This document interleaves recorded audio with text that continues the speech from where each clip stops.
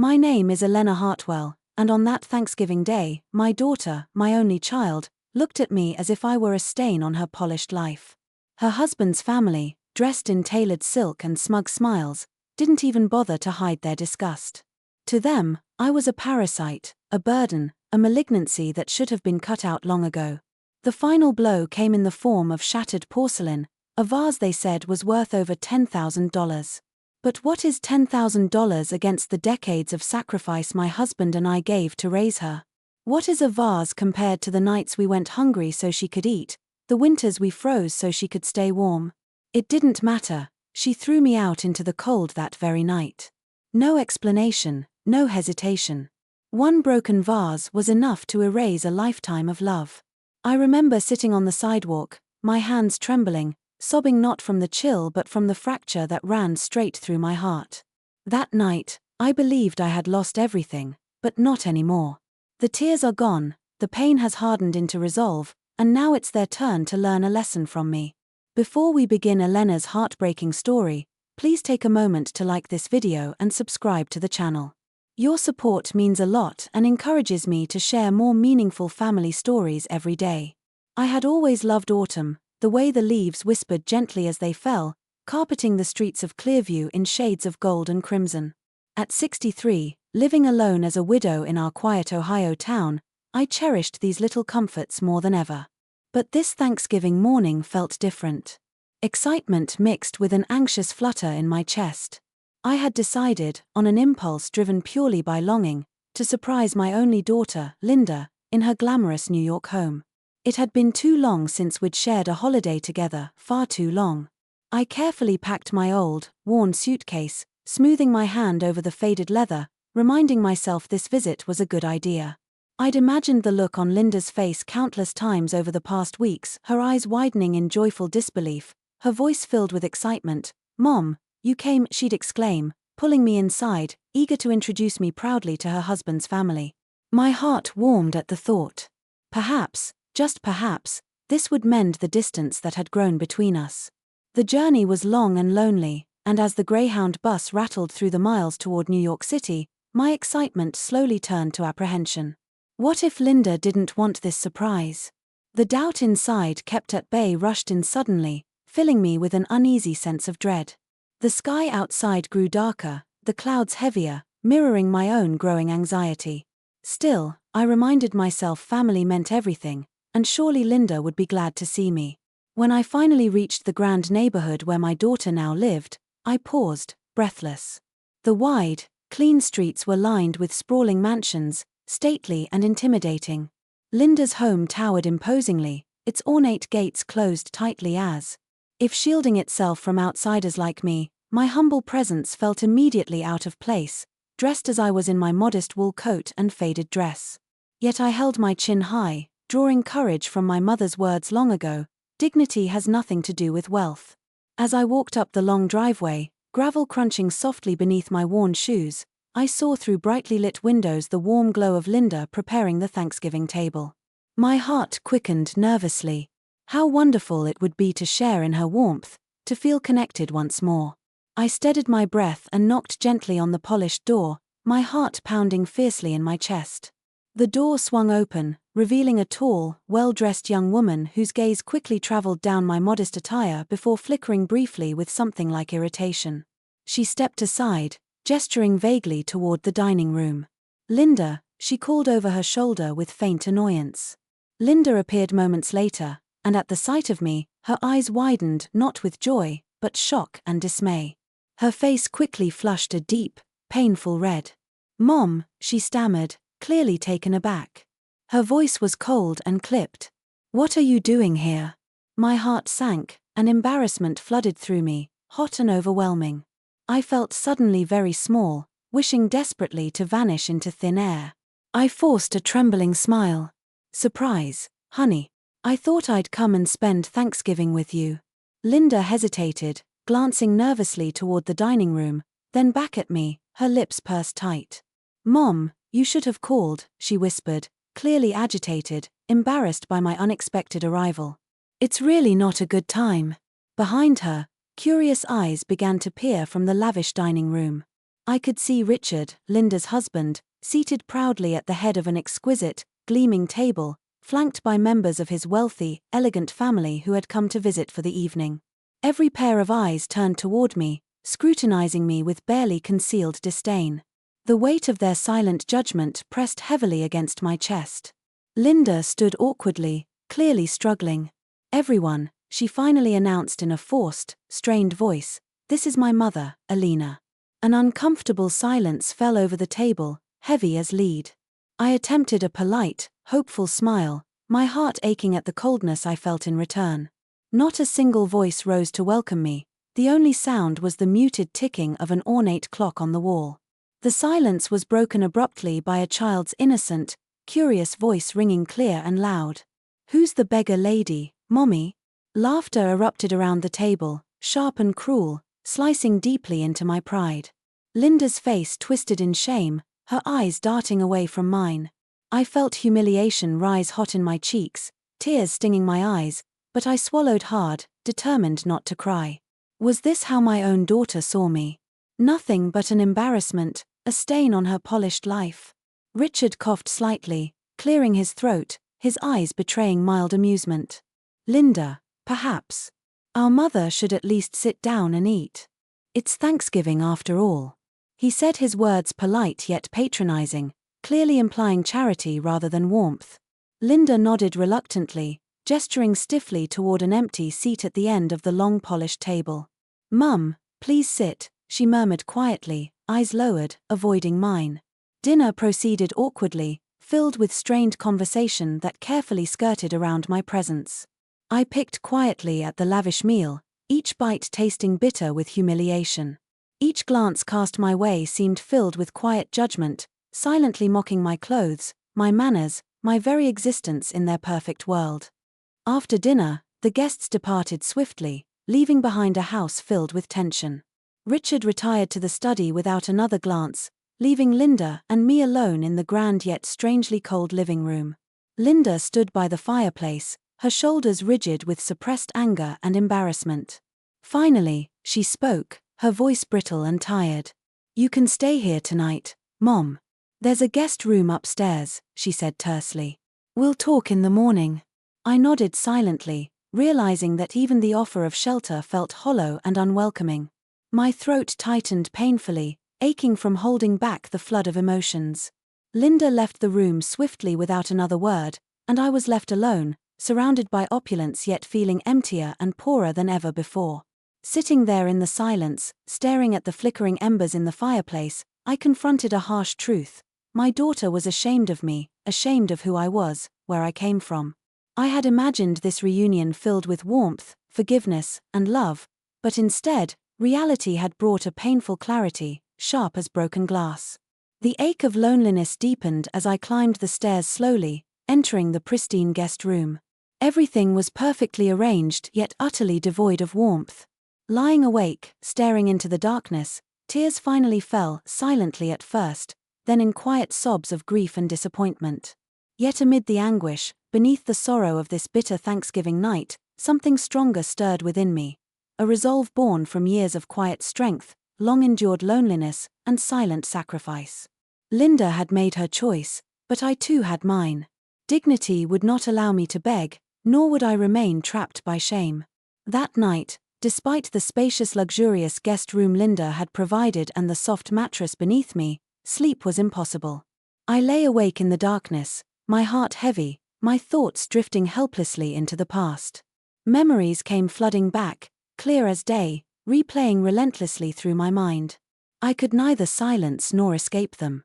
Clearview, my tiny hometown in Ohio, was modest and humble, a simple place where I'd spent nearly all my life. I remembered vividly our little house nestled quietly among vast cornfields, its faded roof slowly turning gray with age, always filled with the comforting scent of freshly baked bread each morning.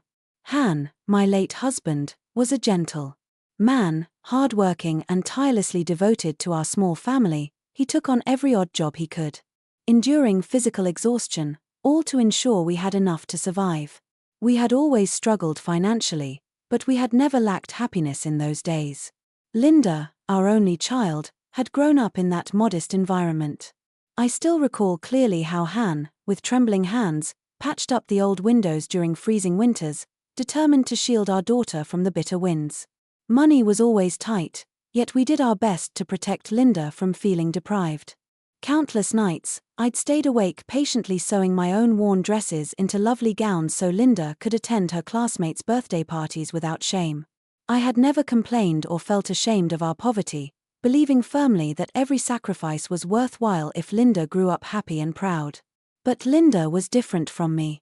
Even as a little girl, she had always been somewhat embarrassed about our humble origins, careful not to reveal too much about her family to friends.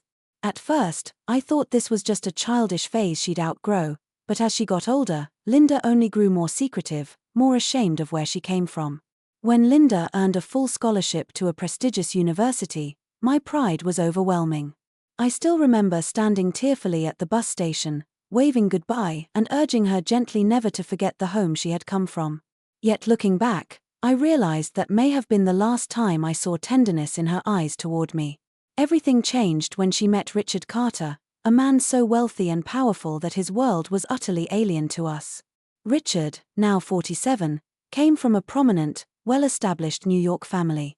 From our very first meeting, I felt his coldness, a distance carefully masked behind polite manners. I'll never forget the way he looked at our little house the first time he visited Clearview. His eyes betrayed disdain, as if he were gazing upon something dirty, something beneath him. Gradually, Linda began to mirror Richard's attitudes. She avoided speaking about her family background, and each rare visit home was marked by a growing awkwardness between us. When Linda gave birth to a grandson I had hardly even met, her position in Richard's family improved somewhat. In my naive heart, I hoped this newfound status would give her confidence, perhaps even pride in her roots, allowing us to grow closer again.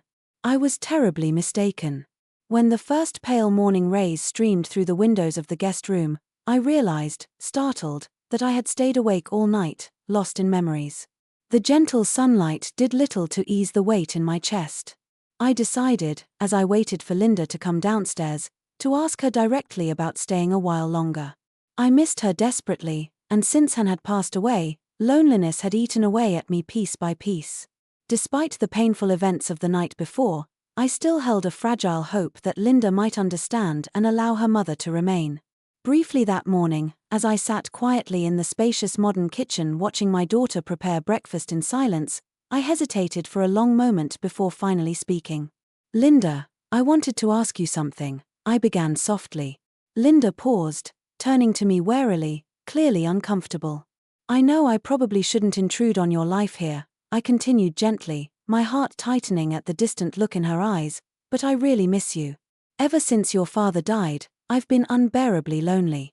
I was hoping you might let me stay here for just a short while, if it doesn't inconvenience you." Linda froze momentarily, her face flickering with a blend of anxiety and frustration.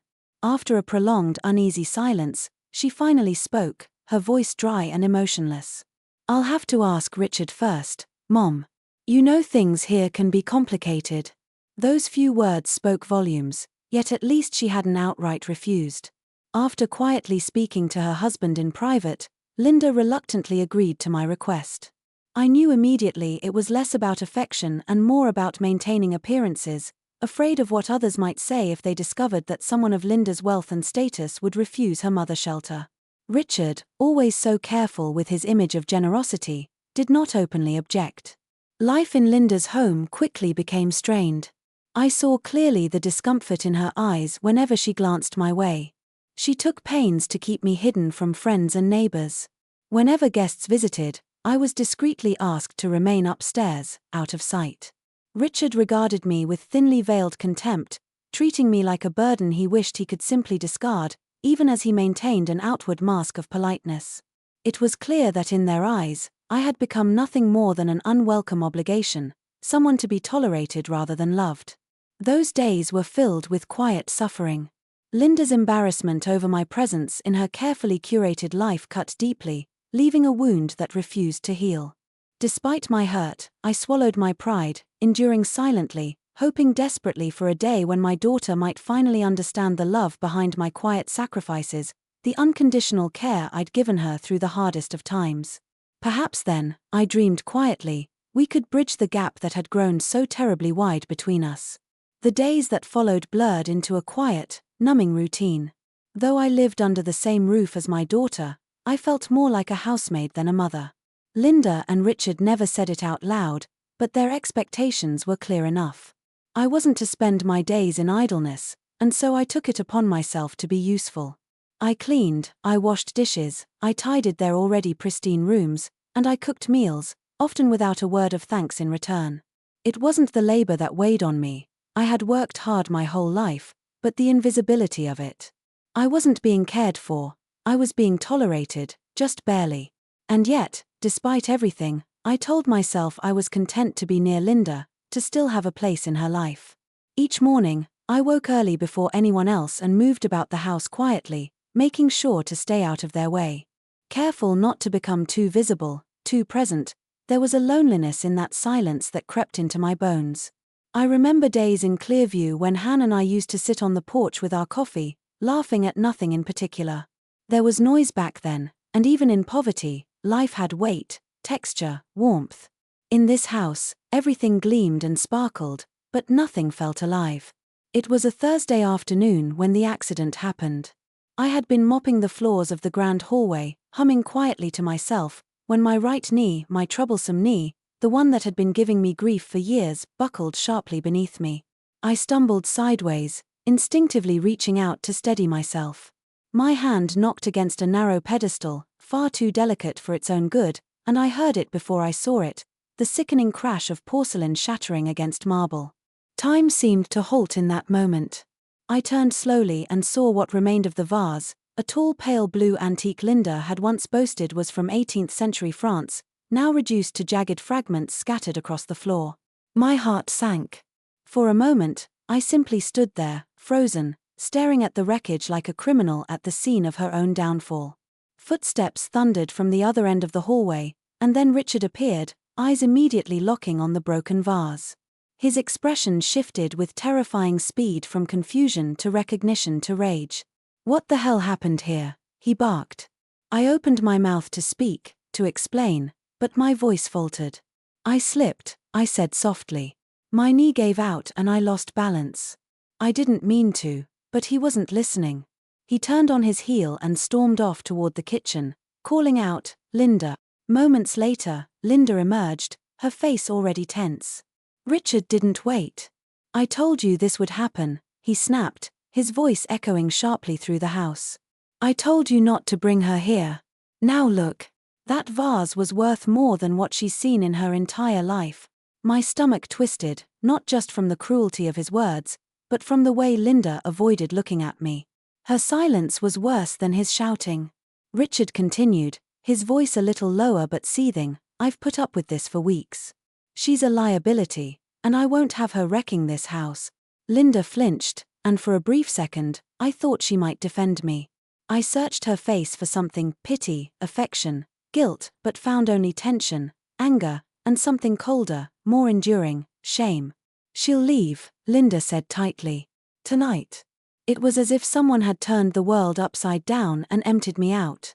I didn't argue. What would have been the point? My daughter, my flesh and blood, was choosing silence over kindness, humiliation over compassion. Richard didn't say another word. He turned and disappeared down the hallway. Linda remained, her jaw clenched, eyes still not meeting mine. "Pack your things," she said flatly. "I'll call you a cab outside." Snow had begun to fall, thin slanting flakes drifting through the city lights, dusting the sidewalk with a cruel beauty. I sat on the edge of the curb, my small suitcase beside me, trying to hold myself together. My hands trembled from the cold and from everything else I dared not name. People passed by quickly, bundled in warm coats and scarves, none of them stopping. I must have looked exactly like what Richard believed me to be. An old broken woman, no one important, nothing special, an inconvenience left behind. I didn't know how long I sat there. At some point, a sleek black car rolled up to the curb. The passenger window slid down, and a man leaned out, frowning slightly as he peered at me through the snow. Are you all right?" he asked, voice guarded. I looked up, my face flushed from both cold and shame, and tried to offer a faint smile. "Just waiting," I said quietly. He hesitated, then pulled a wallet from his coat and extended a $10 bill. "Here," he said, "get yourself something warm." The gesture, meant perhaps in pity, pierced through me like a knife. I stared at the bill in his hand, heat rising in my face, and something inside me broke. "I'm not a beggar," I said, my voice firmer than I expected. "Please don't treat me like one." There was a pause. His eyes narrowed, searching my face. Recognition dawned slowly. "Alina." I blinked. For a moment, I thought I'd misheard him. "Alina Hartwell," he repeated. "Is that really you?" "Yes," I whispered. He stepped out of the car, no longer the polished businessman but simply James Anderson, the boy who once sat beside me in literature class, who lent me his umbrella in the rain, who wrote me a letter after graduation that I never answered. "Dear God, what are you doing out here like this?" he asked, his voice thick with disbelief and something more, something like sorrow. I looked down, unable to meet his gaze. "It's a long story." He was quiet for a beat, then bent down and picked up my suitcase without a word. "Come on," he said gently. "You're coming with me. I'm not leaving you on this street." "I don't want your pity," I murmured, the old pride burning through my humiliation. "This isn't pity," he said. "This is decency, and besides, I owe you." Snow continued to fall as I allowed him to guide me into the car. I felt small and tired, but also strangely anchored by his presence. The warmth of the car wrapped around me like a memory. James drove in silence, though now and then I caught him glancing my way, concern etched deeply into his face. I hadn't seen that look in anyone's eyes for a long time. As the city lights blurred past, I leaned back against the seat and closed my eyes.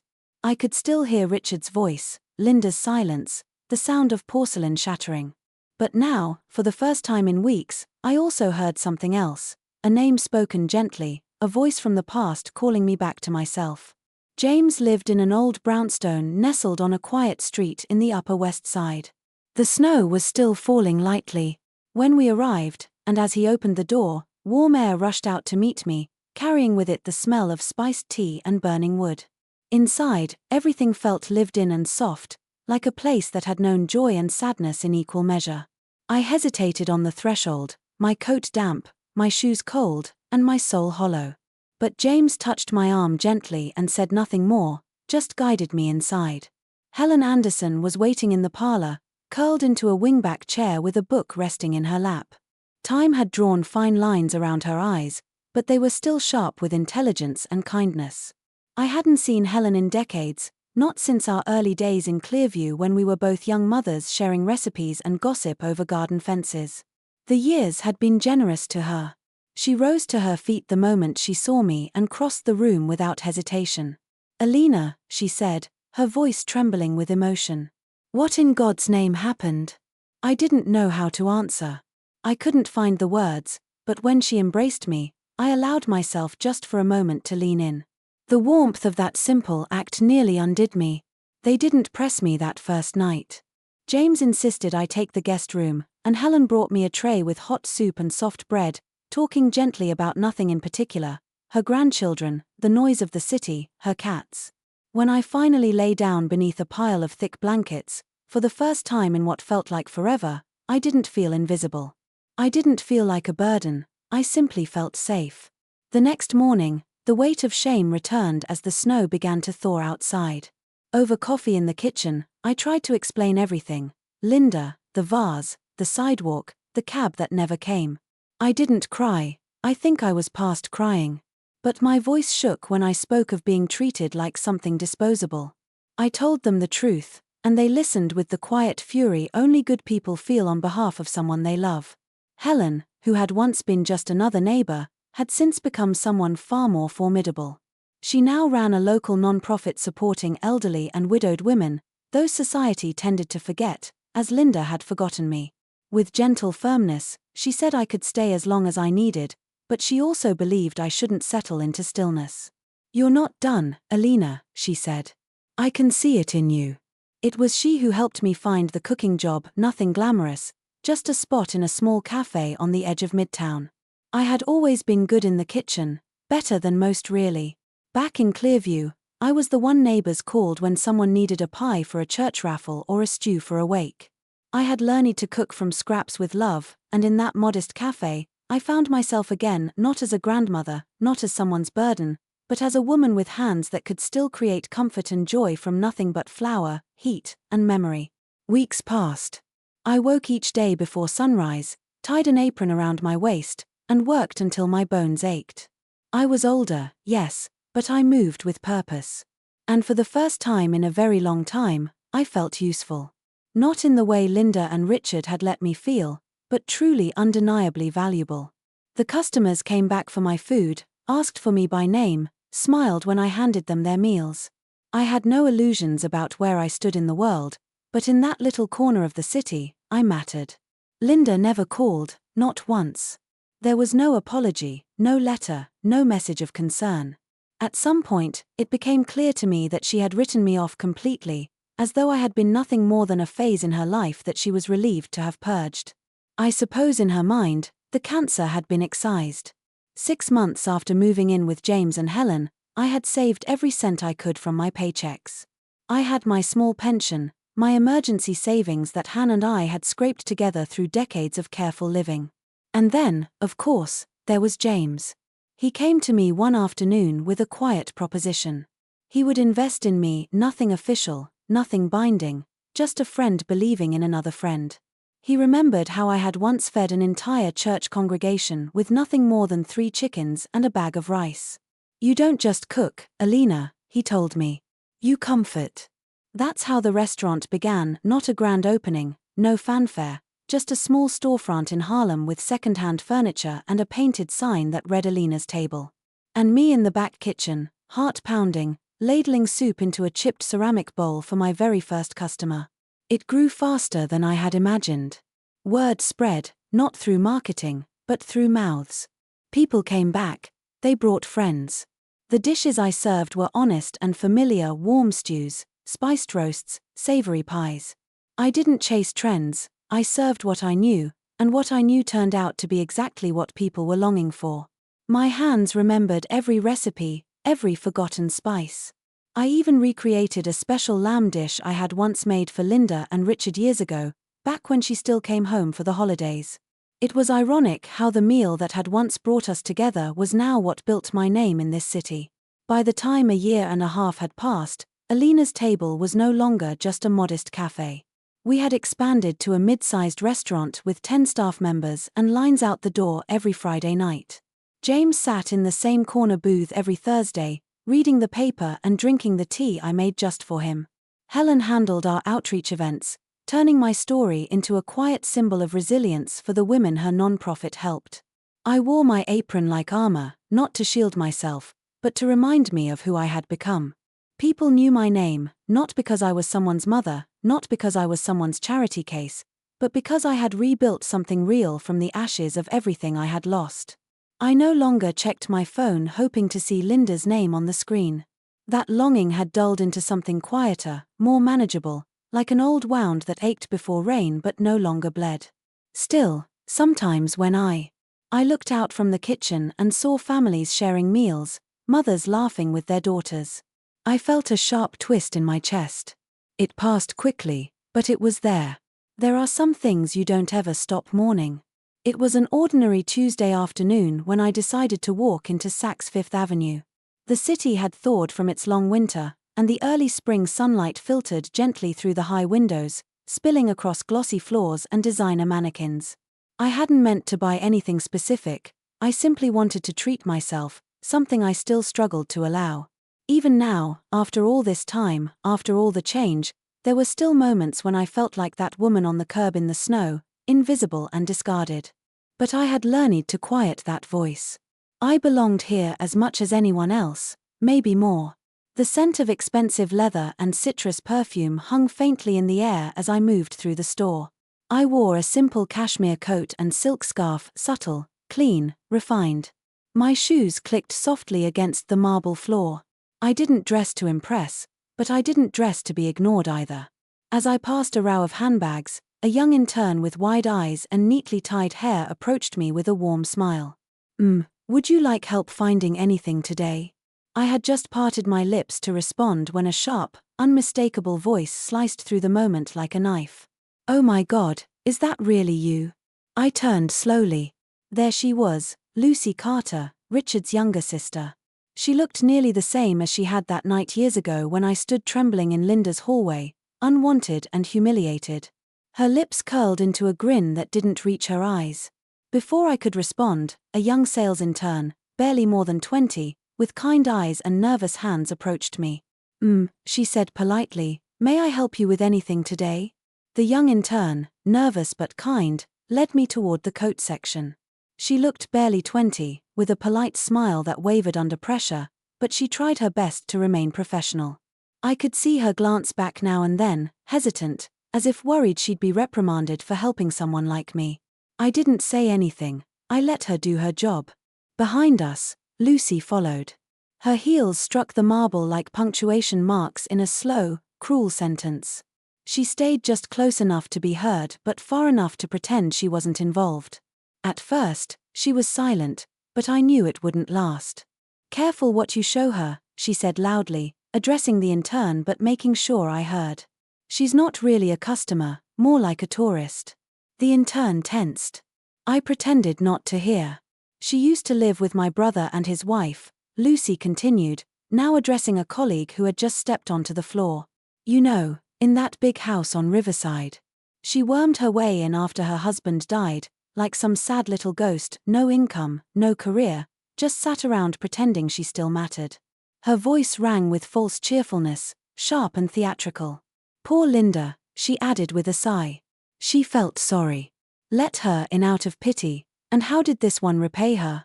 She smashed an heirloom vase worth thousands and got herself kicked out. Ungrateful and clumsy, classic. My grip on the silk scarf I was holding tightened, but I said nothing. "She has this way of clinging to people with money," Lucy added in a stage whisper to another passing employee, lips curling. "Sweet old lady routine, you'd never guess, right? But she's a professional freeloader, total manipulator. Knows how to cry on cue." I could hear soft murmurs behind me, other staff watching now. Some were clearly uncomfortable, a few looked down, one tried to walk away. "I mean, look at her," Lucy went on. "Probably saved for 6 months just to buy a keychain, and suddenly she's asking for blouses and handbags like she's someone she's not. Someone she's a charity case who got lucky." She let out a laugh, then not loud but sharp enough to wound. "She even tried to act like family once. Imagine that, family. God, I remember Thanksgiving. She just showed up, no warning, no invitation, in this hideous brown coat smelling like dust and bus exhaust. Sat down at our table like she belonged. It was embarrassing." The words kept coming. She had no filter now, and no one dared stop her. "She's here now trying to pretend she's rich," Lucy sneered. "Probably borrowing someone's card or hoping for a return scam. This is Saks, not a shelter." That was when I saw the manager appear from across the floor, tall, suited, and sharp-eyed. He had clearly been called by someone who'd had enough. His stride was brisk but composed, his jaw tight as he approached. Lucy didn't notice him at first. "She should have stayed where she came from," Lucy said. "You know, back in Ohio or wherever, places where nobodies like her can still feel important." The manager's voice came then, calm but firm. "Miss Carter." Lucy turned, startled. "Oh, Mr. Reynolds, I was just." He looked between us, his gaze moving from her to me, then to the intern who had gone pale and still. "Is there a problem here?" he asked. "She's not a real customer," Lucy said quickly. "I'm just concerned about, theft or damage. I've seen her before, she's taken advantage of my family." There was a moment of silence as Mr. Reynolds looked at me again, longer this time. Something in his face changed. I saw it, the flicker of doubt. He wasn't sure who to believe. Her words had landed, at least partially. I could see it in the way his expression stiffened, professional but suddenly guarded. The intern, who had said nothing so far, began ringing up my items, 3 pieces in total: a finely tailored coat, a leather handbag, and a silk blouse. No discounts, no hesitation. The register beeped, the screen flashed confirmation, and all doubt evaporated in an instant.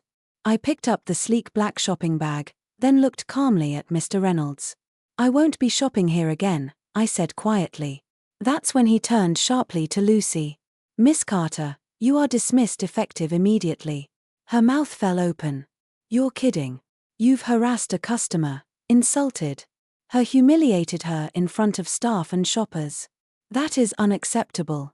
You're done here. I'm telling you, she's a con artist." Lucy shouted, now flustered, no longer composed. "She probably stole that card. Who knows where she got it?" "Security," the manager said, already waving them over. "Please escort her out." 2 security officers stepped in.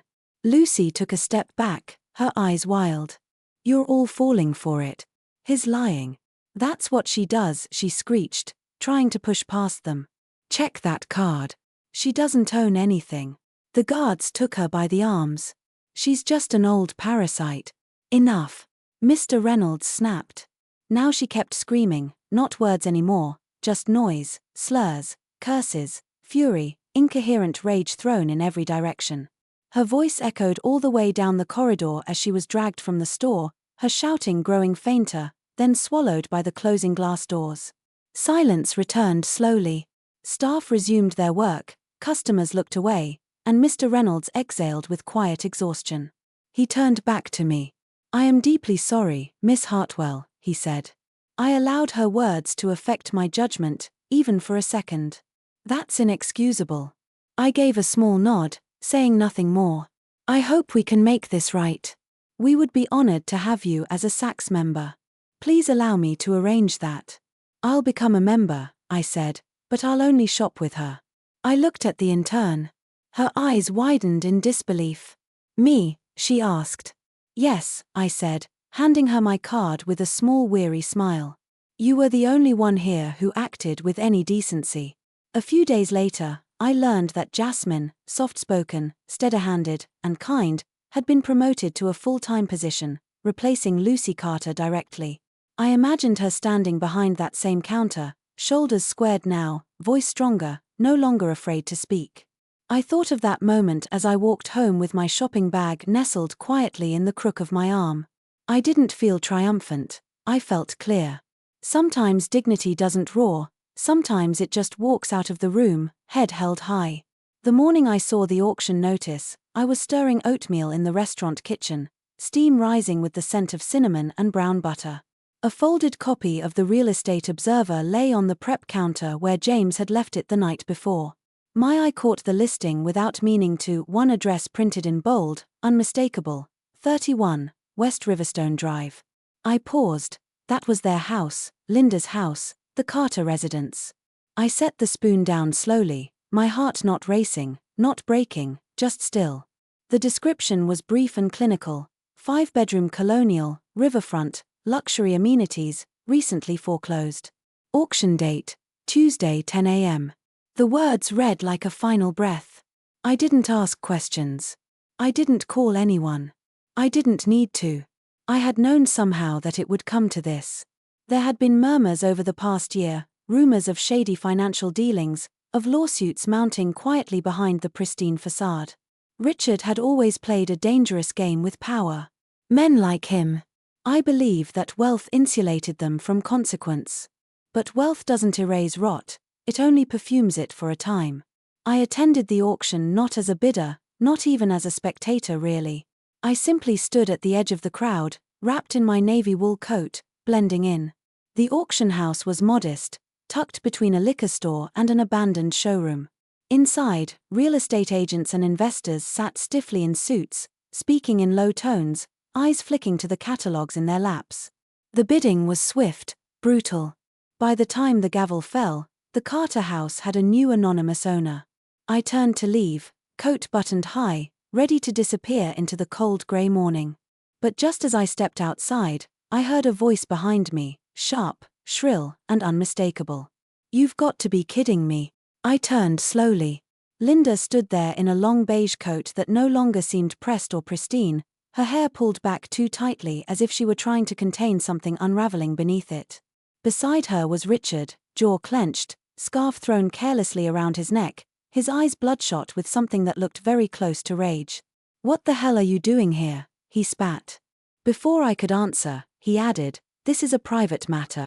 "I didn't know mismanaging funds and losing your house was considered private," I said softly, not looking at him. Linda let out a sharp laugh, brittle and forced. "Oh please, don't act like you just happened to be here. What, you come to clean the toilets after the auction?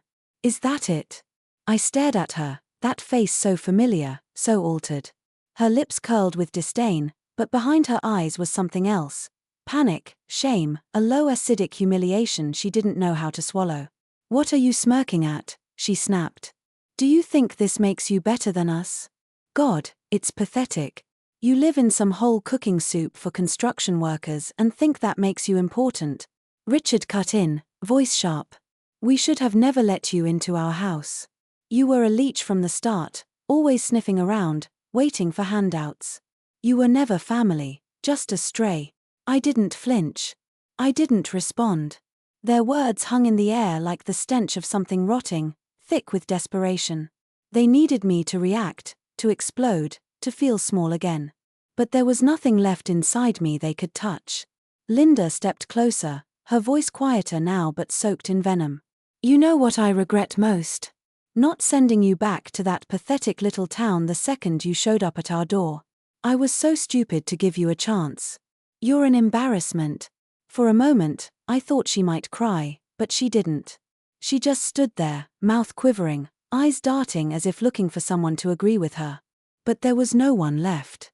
I adjusted my bag over my shoulder and stepped past her toward the curb. She turned to shout after me, her voice cracking. "What are you even doing in this part of town, huh? Looking for your next trash can to crawl into?" I stopped just for a breath. "I was looking for the right place to say goodbye," I said. Without turning around, I walked on. Behind me, I could hear Linda starting up again, something frantic in her tone. Now, I didn't know whether she was yelling at me, Richard, or the sky, but her words no longer stuck. They bounced off like dull pebbles on stone. The wind picked up as I turned the corner.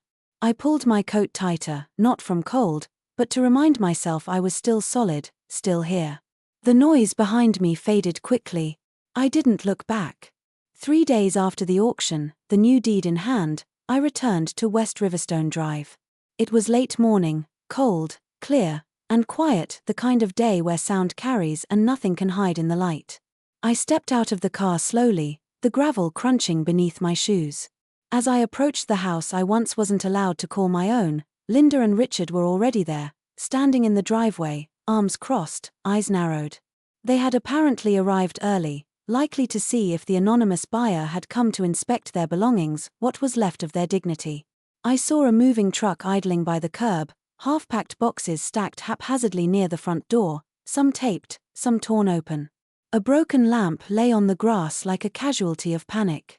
Linda was the first to speak. Her voice was sharp, high, too controlled to be calm. "What are you doing here?" I didn't answer. I stepped up the drive, head high, gaze steady. Her eyes narrowed, or maybe she added sneering, "You dropped a nickel under the floorboards that night you were thrown out. Still scavenging?" I looked at them both, their postures rigid, their pride barely intact, and for a moment, I saw the ghosts of who they used to be, glossy, self-assured, looking down at me like I'd wandered in from the gutter. They had been invincible in their own minds. I cleared my throat. "I'm here to see if you've finished moving your things out of my house." For a moment, there was no sound, just the distant hum of the truck engine and the wind slipping between the hedges. Linda's mouth parted slightly, Richard blinked, visibly confused. "What the hell did you just say?" he said, stepping closer. I repeated more firmly, "This is my house now. I bought it." "That's impossible," Linda said, shaking her head. "You couldn't. You don't have that kind of money." "I did," I said simply, "and I do. I bid through someone else. Helen helped you, remember? Helen. Don't you?" Richard's face twisted, color draining slowly. Linda stood frozen. "You're lying," she said, her voice shaking now. "You don't know how this works. You can't just walk in here and claim. The deed is in my name." I cut her off. "I didn't come here to argue. I came to let you know that you have 3 more days. After that, If your things are still here, I'll be hiring someone to dispose of them. Richard's mouth opened again, but nothing came out.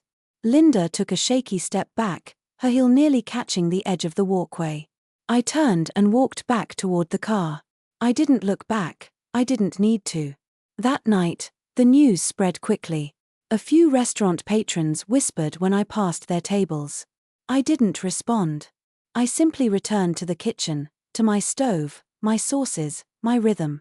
Justice was not always a verdict shouted from a courtroom, sometimes it was just a woman reclaiming space she had been denied for too long. A week later, the moving truck was gone.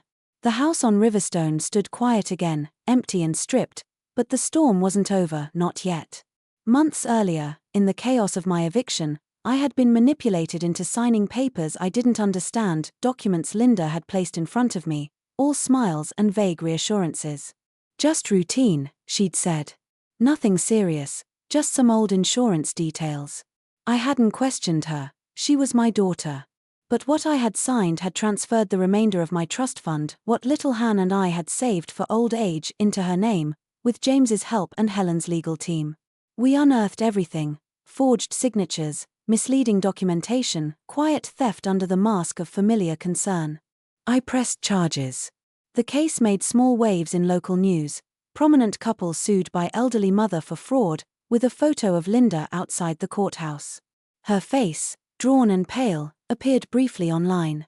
Richard didn't show, he was reportedly living out of a motel near Harlem, citing financial restructuring.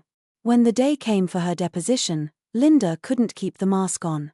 Tears streaked her face as she knelt on the floor outside the courthouse hallway, hands clasped in mine, sobbing. "I'm sorry, Mom. I was stupid. I was scared. Please, please don't do this. I've lost everything," she said, as if she believed it was new. I looked at her for a second, just a second, and I saw her as a little girl again, knees scraped, eyes wide, ashamed of something she couldn't name.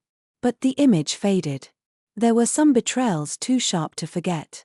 "You didn't just lose everything," I said quietly. "You threw it away." She begged, but I stood and left. The lawsuit moved forward. I didn't want her jailed, I didn't want headlines or revenge. I wanted acknowledgement, consequences, an end. And then I returned to the life I had built, the only life that mattered now. Helen and I expanded the restaurant. We added a community kitchen on weekends, offering discounted meals to seniors and free cooking classes to single mothers. Once a month, we delivered hot food to shelters across the city. People called me a philanthropist. I didn't see it that way.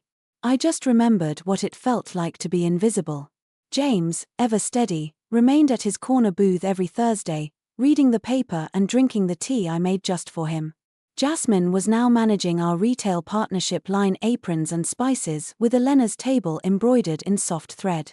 Every time I saw her speak with confidence, I thought of that day in Saks and how sometimes kindness changes everything. I still walked by West Riverstone sometimes. I didn't stop, the lights were always off. The new owners had gutted the interior, erased the traces of what came before. It didn't matter, nothing in that house had existed. I really belonged to me.